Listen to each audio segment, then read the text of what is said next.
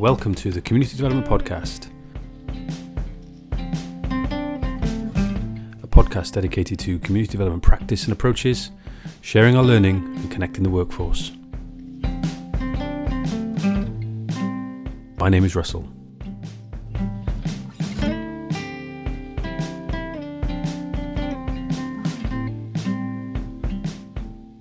A little bit of housekeeping before we crack on with a really fascinating discussion I've been wanting to do for quite some time, and we've had in the diary any number of occasions and cancelled and rearranged. Last podcast we did was recorded in June up in Brixton in South London with Steffi Gamouth from the Impact Hub in Brixton. Really fascinating discussion that was looking at gentrification, organising, but where they offer sort of co-working spaces that empowers self-employed people in Brixton and the wider borough of Lambeth, but can also have a gender-defined impact themselves and the tensions that come with that. Really, really fascinating discussion, well worth a visit. Before that, we had a discussion with Sioned Pierce, Dr. Sioned Pierce, from Wizard at Cardiff University, where we're looking at some of the distinctions across the sort of devolution divide between Wales and England around community development policy and practice. And she came up with this, as always, identified a couple of really fascinating terms around sort of pockets of resistance where this community development being done that hasn't been co-opted by the state or different levels of the state. I got this image of people holding out against this tide. And I had in mind when we were speaking about that, these two individuals. So I'd like to introduce Dave Horton. Hello, Dave. Hello. And via Skype in North Wales, Ceri Cunnington. How are you, Ceri? Good, thanks, yeah, really good. I would guess that you two, and you can explain kind of where you're based and who you work for and the sort of work involved in a moment. But I had you two in mind, amongst others, a couple of other people, but certainly you two came to mind and your organisations came to mind when Sioned was talking about those pockets of resistance. I imagine we will cover Communities First at some point, that big tackling poverty programme we had in Wales that ran for sort of, 15, 16 years. The area you work in, Dave, was in the programme till the very, very end, which is the end of March, That's early right, this year, 2018. Ceri, your area left it, or the programme left you. Yeah. Sort of 2012, so a little bit more of a longer period to adjust to sort of life after these big wieldy state programs. But before we get sort of tucked into some of that, Dave, where are you based? It'd be great to know a little bit about your personal background as well, how you found yourself doing this sort of work. And then Ceri, likewise yourself, but Dave? Yeah, no worries. So I'm based in Ely and Caerau, which is a very large housing estate on the west of Cardiff. Largest housing estate in Wales, population of about 26,000 at the last count. Well-known kind of area, I guess, of Cardiff and even further afield. Me personally, I actually came to Cardiff. I'm a Bristol lad originally, very proud Bristolian, but very happy now to live in Ely. But I came to this in a slightly roundabout fashion. I actually came to Cardiff to study a degree in physics, bizarrely. And sort of at the end of my second year in physics, I had a real sense of calling or vocation, if you like, to community and youth work. So I then went into youth work. I worked in Llanedden on the other side of the city for 7 years.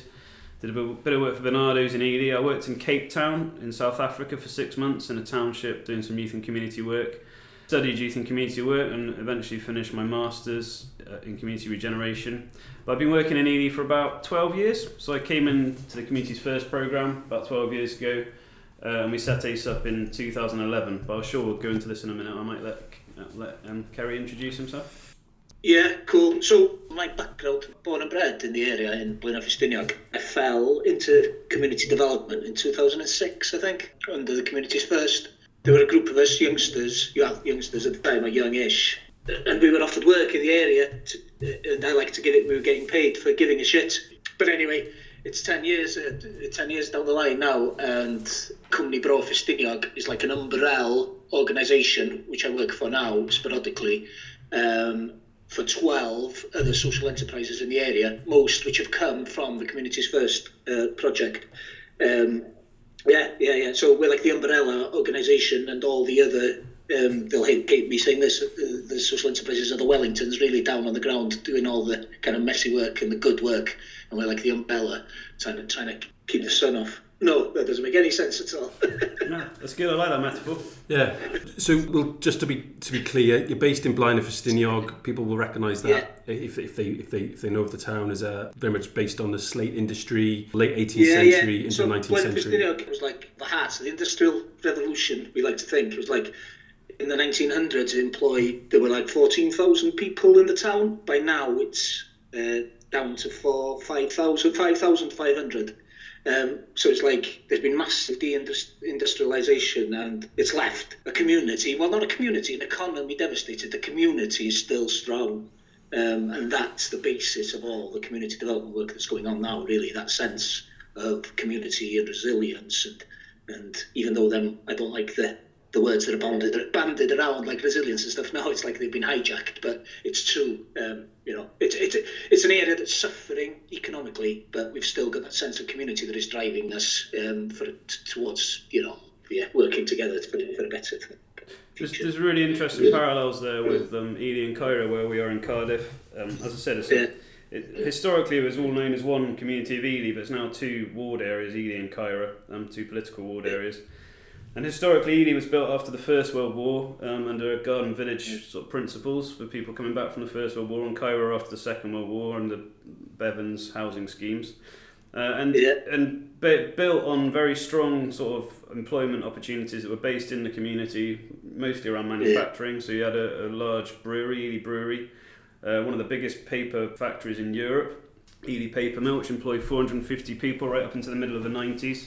You had a fizzy drinks factory, a Chivers jam and pickle factory, and then you had Ely Hospital, which was another huge employer in the area.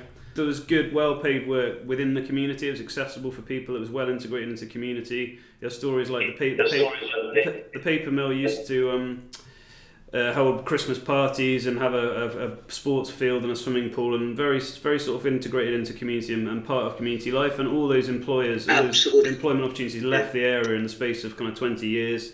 From the 80s onwards, and you're left with this legacy of lower paid service sector employment based in the city centre, very insecure, often part-time, not giving people enough hours to make a living. And all this is part of this story that we hear about a lot at the moment of in-work poverty, and actually the situation has changed, feels like it's changed fairly rapidly, from the primary problem being unemployment to being one of actually low-paid employment. No, absolutely. That rings completely true with here, and the parallels are massive. I remember coming down to see you in Dysgu Forge and feeling the work you were doing was exactly, the parallels were amazing. But regards that, where we're at now with jobs and low-paid work and in-work poverty, it's a massive issue here now. The tourism industry and all that focus that's been over the last, from Welsh Government, especially in North West Wales and areas like Blaenau Ffestiniog, the focus on tourism. But it hasn't been long term. Even though it's been to some extent a success story, the negatives at the moment, I would argue strongly, are outweighing the positives. There isn't a long-term strategy towards this tourism development and the jobs that are coming with it, and the knock-on effect for housing and stuff as well. In a town of 5,000, we did a quick research yesterday, we're talking about 150 Airbnbs and stuff. And that's like spiraled over the last... Sorry, I'm digressing a bit. No, it's really interesting. All this stuff is kind of connected. I think that's one of the interesting things, isn't it? And I think so. I mean, I kind of identify your area, Ceri, as a rural area, albeit you've talked about industry, and I think there's some interesting kind of historical commentary. Well, I'd argue straight away that we've got lots of urban problems here as well. Where Cwmni Bro covers is like a population of 10,000, so there are rural. On the outskirts of Blaenau Ffestiniog is like the central hub, if you like, the town, and there are lots of urban issues here. But then 5 miles down the road is Trawsfynydd, where people haven't got access to basic services like shops and stuff like that. So we're tackling all sorts of problems, but there's a lot of urban issues here against drugs and crime and stuff that's growing now because of poverty. I think it's a valid point to make, because I think looking through some of it almost sounds like it's classical kind of writing, talking about rural Wales. It's people like Herbert Fleur, it's people like Iorwerth Peat. We're talking in the 19-teens, the 20s, the 30s, the 40s. That rural-urban distinction, certainly in a Welsh context, for some people was arbitrary and it was over sentimental. What they were saying was actually, even in places where agriculture is important, and Dave, you've talked about brewing and paper. These aren't the industries necessarily that immediately come to mind when we talk about the economy, certainly in Wales or certainly in working class areas. It tends to get a little bit kind of focused on steel and coal. And I understand that. And then maybe the related sort of docks. Don't forget slates. No, indeed. Roofed the world up there, didn't you? But I think even on a smaller scale, people like Iorwerth Peat were arguing around the need to mobilise and collectivise around what were rural industries, agriculture. Certainly slate would have been one of them, tin, copper, and other industries like that, and they're a bit sort of smaller. So I think sometimes we can exaggerate the distinction between urban and rural. Although, actually, no, I'm going to contradict myself here, and I won't edit this out, actually, because I usually do. We perhaps don't, as practitioners on the ground, like you talked about, people kind of in the Wellingtons, Ceri. What tends to happen is maybe the policymakers try to make some of these distinctions, and government bodies tend to do. And it's part of this, I'm sure it's well intended, it's well meaning, but it's around trying to compartmentalise and put some sort of order and sort of coherence into things that just makes it feel a bit easier, particularly in that traditional, maybe sort of managerial style that I think has kind of taken over. It's a bit paternalistic, way communities first went, telling people they're better off in employment, but finding out that they're not. I think you've hit the nail on the head with oh God, I can't even say the word. Compliment. What do you call it? We put things in boxes. Compartmentalisation. But that's it, isn't it? When people try and do that, then everything breaks down in regards to the connection there is between everything. You have to look at it as a whole. But that's taken away. But once people make that decision for you, or try to define something as clearly as that, where lots of communities are messy, aren't they? Oh, I wonder if that's a product of the sort of deficit model of looking at things as well. That government policy always focuses on the deficit, the problems in a community, and therefore sort of how they differ from each other in that. But actually, a lot of our similarities are to do with our assets and our opportunities and people. And the other thing that struck me, the great similarity between what Ceri's just described in terms of Blaenau Ffestiniog and Ely, they're not particularly transient communities. There's a real stability of people who are there often for their entire lives. They have family going back generations in the area, and a sort of underlying sense of community still, and sense of solidarity and a willingness to get stuck in and to contribute to community life. Absolutely, Dave. That really rings true about the relative success we've had here because of Community First, was that sense of community in general, and the fact that we trusted each other. Community trusted the community workers, and I'm not saying that outside interference is not always good. It is good if it can be well-meaning, but it can also be. But that sense of community is key to community development and community work. I wonder if one of the reasons we've emphasised the difference between rural and urban is because we haven't focused on people. It is ultimately about people, and people bring the same energy and passion and gifts and sometimes problems and challenges in any community. You know, there are similarities if you focus on developing people and solidarity and cooperation. Those challenges and opportunities are the same anywhere in many ways. It's the physical resources and limitations that are different, I think. And also I think perhaps, again, I posit this and you may disagree or agree, the other external is the influence of government and funders and programmes to that nature. So going back, doing some reading, prep for this, it, to my mind, it feels as if in the 70s there becomes this understanding or recognition that there's this hidden poverty existing in rural parts, in Wales, England, or Welsh for that matter. But where you have this sort of chocolate box, cricket green perhaps, image in England, where you've got industry such as in slate in somewhere like Bro Ffestiniog, there was an opportunity to dig a little bit deeper and identify that it wasn't just about access to services or proximity to services, that there were some of the problems, social problems that you've touched on, Ceri. And so you get this, certainly in Wales, you had the Development Board for Rural Wales get set up with a remit for growth in these areas. And that was the parlance of the time, indeed it still is. But then you get the third sector and other parts of civil society begin to go, hang on a minute, there is stuff going on in these rural areas. So I sense in terms of policy and understanding and awareness, there was a lag to urban areas such as where you're based, Dave. And then you get Child Poverty Action Group commissioning research, you get the Department of Environment then under a Conservative government in the early 80s looking, Archbishop of Canterbury commissions inquiry into sort of rural areas. And so you end up with a growing awareness that there is hidden poverty. It gets obscured by the stats. And I think what's interesting, Community First gets an absolute hammering all too often, both now and while the programme is around. But to be fair, when it started, the Welsh Index of Multiple Deprivation, there were cruder statistics at that point as well. They were refined and improved and much more detailed in subsequent editions. But they recognised that actually, if we just go based on stats, we're only going to get the same old kind of valleys, coastal, admittedly, sort of North Wales coast, but urban areas, because you've got the critical mass and because of the way the indices were created, was going to favour, if that's the right word, those areas. But that there was a recognition nonetheless that we need to have some areas of rurality because we know there are issues there that the statistics are going to conceal. So you had these four deep rural partnership areas, you had areas such as yours coming into the programme, Ceri and things like that. And there was an opportunity to kind of recognise that there was some distinctiveness in some of that geography and probably demography. Yeah, but then there was only one ward in Blaenau Ffestiniog we were supposed to work in a town of 5,000 and 4 wards, and there was no way we were going to listen to that. If we'd have sticked to that, there's only poverty in this certain ward, because that's what the indexes identified, was absolutely bonkers, and we never adhered to it, and that was part of our success. Success, I hate saying that because it's not successful, there's a long way to go, but I think we've learned that with the right level of government funding or support, not necessarily funding, to trust communities, to like people, like Dave was saying, the answers are in the communities. Whatever's written, you have to live and work in that community to understand. Anyway.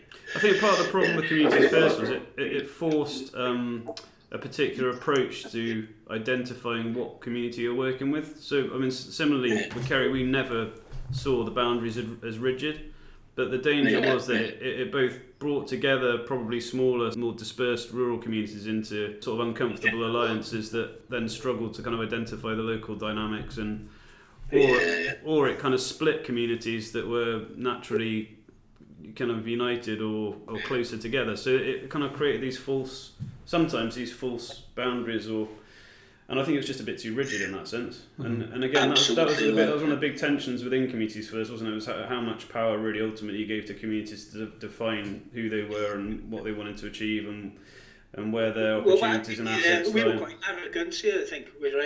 Even though it's like kind of depressed here, it's quite a cocky and stoic community, and it was like, we're not listening to you. We know, because our Bowyd and Rhyw, where we were supposed to live, literally the line went through the centre of the town. It was like looking across a little stream, saying, you're not allowed to come to this end. And that's when I first got a taste of what silos and bureaucracy and stuff was, and that doesn't ring true with communities. Communities don't identify with any kind of strategy or any kind of, and even agencies to some extent, they just want support and they just want... No, I agree fundamentally with what you just said there, Ceri, in terms of sort of people's identification with strategies, and probably the same applies to ward boundaries and everything else. I'm interested from your point of view, Ceri, given that you're based in Blaenau, but you cover that wider sort of bro, Welsh term that I don't know, it doesn't helpfully translate into English, but it's that kind of recognisable, distinct region or area, isn't it? Yeah, it's that community of communities in a way. We had someone from the Cwmni Trust come up recently and they're doing this new thing, one with the towns stuff, which is kind of, in theory, is a great scheme about getting to the stats, and coming right down to towns through Wales. But then it's hard in Wales because, like this thing of community of communities, if you break down, Blaenau is a town, but Cwmni and the area is also part of that town. We had a bit of a difficulty of, you need to break it down even further. In a way, it's a difficult one. Like the model, I don't think the model would work for Wales to some extent. I'm not sure. This is the understanding Welsh place work, isn't it? Yeah. I went to the seminar last year where it was essentially being pitched to Wales, if you like, based on the understanding Scottish place model. And I think there's a lot of sort of merit and value in it, but the transferability, as you've exactly pointed out, was a concern. Because Wales isn't an urban country to anywhere near the same extent as Scotland is, or certainly parts of Scotland. No, exactly. Parts of Scotland aren't particularly urban as well, of course, but... Sorry, going back to the question I was going to ask, at that point it's relevant because I went back to some of the work that Alan Twelvetrees has written about sort of community work and community practice and rural context, drawing on some of the work of Paul Henderson. This theory suggests that you're either able to work from a distance and you're almost forever working from a distance because of scale and area geography, that you can, despite that, maybe choose which issues or which communities or which areas or which groups you do some sort of more focused but indirect work, or you just get involved in a direct sense, but you spread perhaps very, very, very thinly. And I'm just kind of interested in a rural context where you find yourself... Sorry, I've got a bit of an issue with this rural thing. I don't see ourselves as rural, but obviously the area we cover, areas of it are rural. But then what's different with us, I suppose, with that question is that we work with enterprises that are based in them rural areas. So in Ffestiniog, you've got Trawsnewid.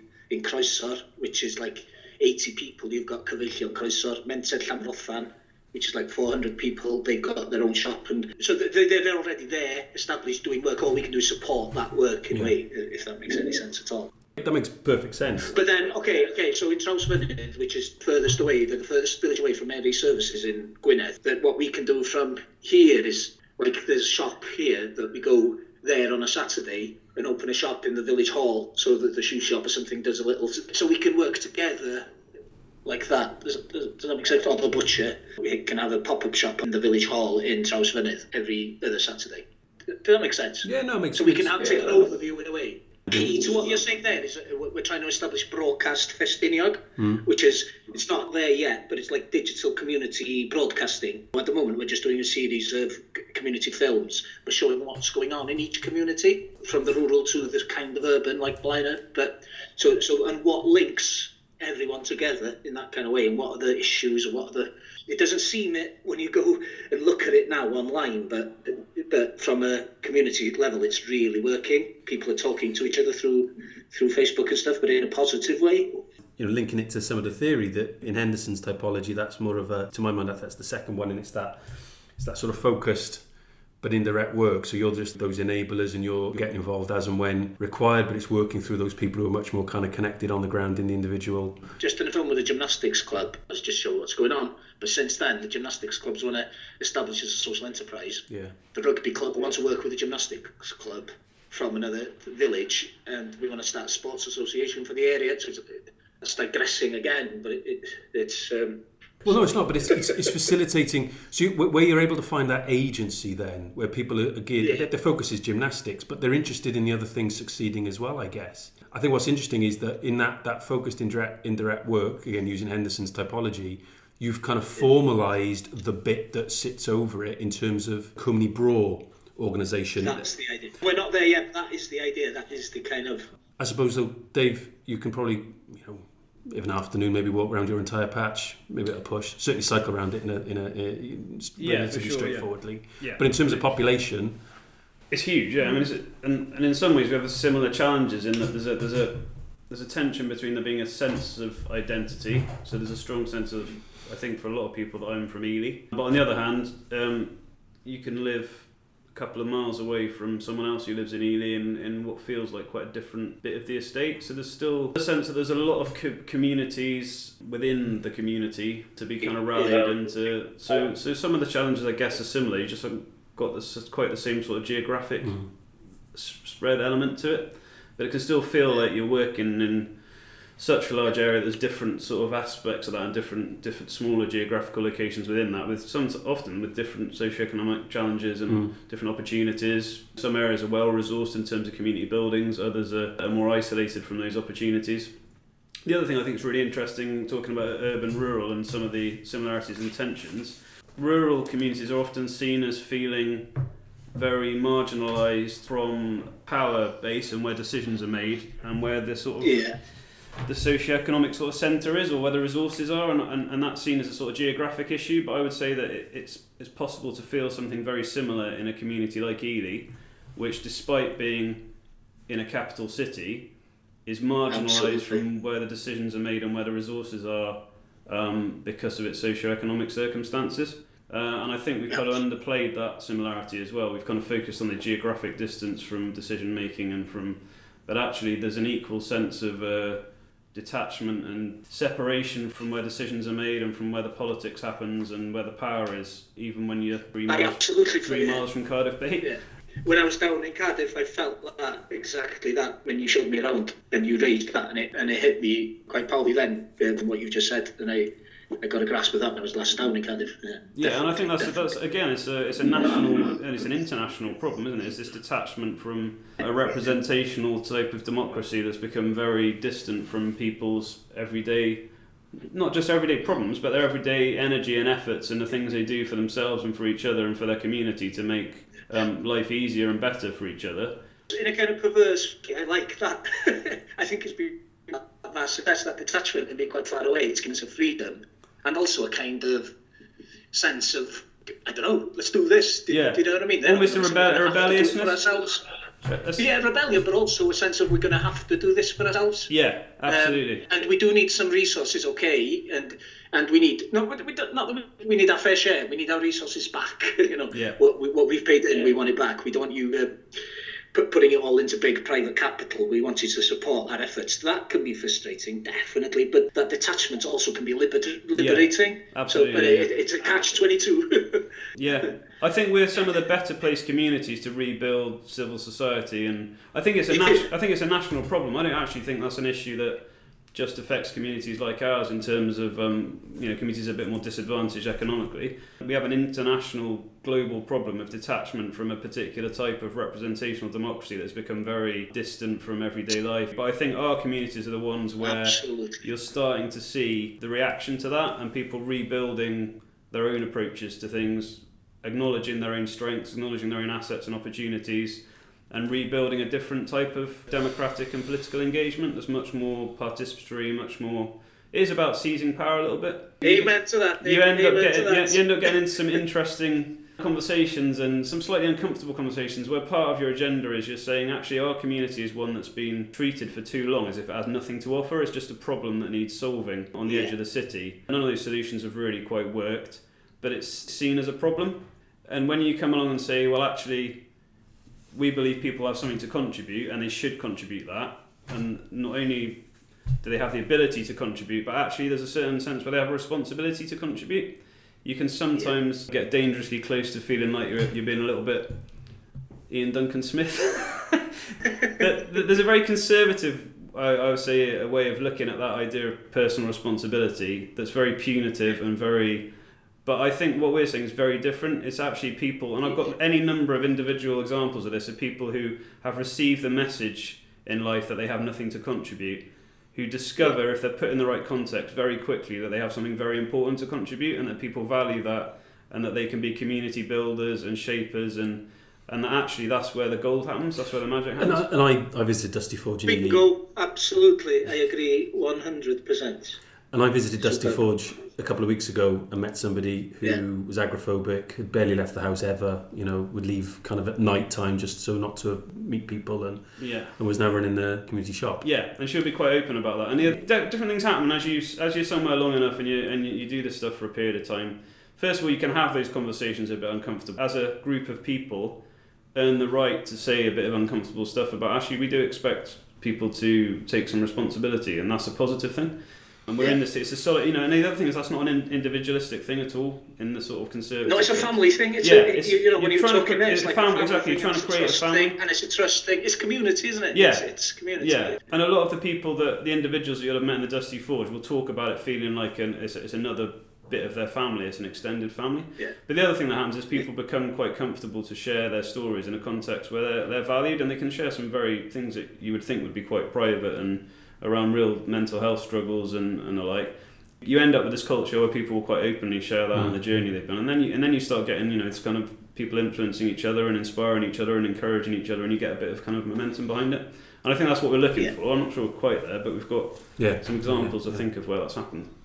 That's just a people thing. That doesn't matter if it's in a big city or whether it's in exactly. I think that's the thing. It's the same. Slate Quarry village. People want to do something with their lives that they think is meaningful. They want to contribute. If they get the chance to do that, they will do it. And the message we always try and give is every single person has something to contribute, and that if someone is unable to contribite for any reason, we all lose out as a result. So every person counts sort of mentality. Yeah. And Ceri, I'm conscious you need to get away. I'm kind of interested that one of your projects, one of your enterprises, should I say, Ceri, is is a community-owned pub, isn't it, in the village? Is it in Caerau and Ffestiniog? Caerau and Ffestiniog, the Penguin Arms, Penguin Arms, club, where people don't go for a pint anymore in the village, they go to look after their shares. Yeah. That's the stockbroker belt of Bro Ffestiniog, is it? It's because half the village own the pub, you see, so when they go for a pint, they just reinvest. Great stuff. Absolutely. Keeping wealth local. Dave, you're based at the Dusty Forge, which had a very notorious reputation, it has to be said, in Ely, but I didn't realise quite how old that pub was. Yeah, the current building was built in about somewhere between 1900 and 1910, but the original forge has been there hundreds of years too. I mean, there's photos going back to the middle of the 19th century, and I think drawings and sketches going back into the previous century before that. So it's a very old building with a lot of history. Yeah, it was a pub up until somewhere in the 90s when it was closed because of various problems that we were having there. We don't serve beer there anymore, but we do brew some occasionally. Can we sell some of our beer to Ceri, maybe, to the pub? Absolutely, yeah. Take a couple of barrels up. I'm kind of interested in this concept of these third places that Ray Oldenburg talks about, which are away from home and the hearth, away from the workplace, but they're great levelers. They have an inherent kind of democracy, an essential democracy about them.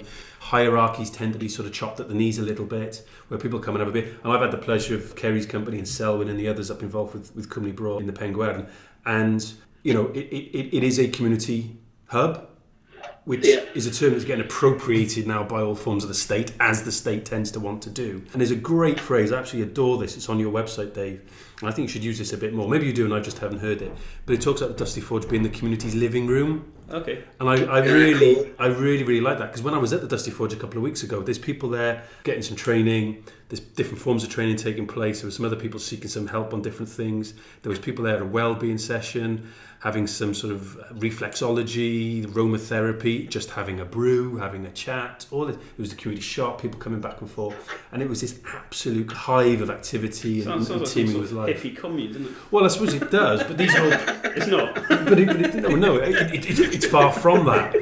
But I think where there probably is a parallel with those hippie communes, so to speak. Incense burning in the car. Yeah, of course, Hendrix on it. No, that's the Penguern. No, what I'm coming there. Well, yeah, what you've got is a focus on well-being and a kind of what is true and what is valuable and what matters to people. Yes. And these spaces allow that to kind of surface and to bring the bubble a little bit. Yeah, we've got some way to create an environment that people feel at home in and feel safe in. Mm-hmm. You know, and the culture is interesting. It's a bit uncomfortable sometimes. There's quite a lot of, I hate this word, there's a bit of banter, you know. There's that kind of culture of having a bit of laugh with each other and taking a mick a bit. But within that, what that does is creates an environment where people actually talk quite openly about things. Yeah. So people don't have to be ashamed about the fact that they haven't been able to come out of the house for the last year with depression, because actually quite a lot of people there have had the same thing, and they'll very quickly find people who understand their story and value them. And, you know, it sounds like we have all sorts of challenges associated with this, as you can imagine. Mm-hmm. I mean, one thing is, you know, we're trying to, on the one hand, you're trying to run some sort of social enterprises that need to at least have some semblance of professionality. Like our training delivery is an important part of how we generate income, and we train people in construction industry skills, and we're registered to do the invigilation and all that sort of. And that's quite a formal service that you're providing. And again, we try and do that in quite a different way. So we support people more than they would get at other formal providers, and we have a slightly more informal culture. But nevertheless, quite a formal service you're providing. And at the same time, you're operating as this kind of drop-in where people just come in and someone will fall asleep on the sofa with their feet up all over the you know, so there's uncomfortable questions about, is that appropriate? How does that look to people coming from the outside? There's all sorts of questions it raises about tensions between the way you want to come across and what you actually want to present to the world. Sometimes you need to you feel like you should be coming across a bit more professional. And yeah, that's kind of what makes us different from the other services in the area. We're not a service delivery agency primarily. We're a relational group of people trying to do something. I think we're quite different. I don't think we see ourselves as service providers, despite the fact, I guess, some of what we do fits that more sort of service delivery model. But it's the externalities, isn't it, that the state and aspects of the state, or maybe in the third sector, other forms of civil society, bring to you by commissioning services, contract. There's this pressure always towards more sort of formality, more bureaucracy, and you're always trying to push against that and keep relationships at the heart of it. So a really good example is some of the most important work we do is around community support, so supporting people who have real crises as a result of poverty, food poverty, fuel poverty, and we do some really practical work in supporting people in those situations, and that's staff-led and volunteer-led. But actually all the time we're asking questions about how can we even reframe that conversation with people to all right, there's things that we might be able to help with immediately that will make life better for you, but what do you have to contribute? We're always trying to open that conversation of actually we're not primarily about a group of people sat here who fix other people's problems over here. We're trying to totally subvert that model completely and say, all right, we help each other with our challenges and problems, but actually you have something to contribute as well. And that's potentially quite a difficult conversation to have, but we're always looking for ways to sort of open that up as an organisation. Is there anything you want to plug? Social media, any kind of campaigns, events, activities coming up? Just check out maybe Cwmni Bro on Facebook and Twitter, and maybe Broadcast Ffestiniog, and Dave, we need to arrange, because we've always said that you're going to come up sometime, so we're going to have to do that in the new year sometime, yeah? It'd be brilliant. We'd love to do that. Maybe share some ideas again. Yeah, that'd be great. For us, just visit the ACE website, www.aceplace.org. We're on Facebook, so ACE Action in Caerau and Ely. We're currently moving over we had a community's first Facebook page, which we're finally trying to migrate everyone over to ACE Action in Caerau and Ely. Feel free to get in contact. We quite often host visits and things and show people around and introduce people to some of our friends and family. I can testify to the warm welcome and reception you get in both communities. Yeah. I think the exchange would be great. Ceri, I know you're up and down the A470 all the time, back and forth to Cardiff, talking at different events and things and showcasing your work. I think it would be great maybe to catch up in a year's time or whatever the timetable needs to be to see what sort of agency, what sort of action has actually happened elsewhere off the back of that. Yeah, absolutely. Your Cwmni Bro is like 12 months old, really, regards the new kind of work we're doing. So yeah, in a year's time, it'd be great to get back together and see where we're at. Thank you once again. Diolch yn fawr, Ceri.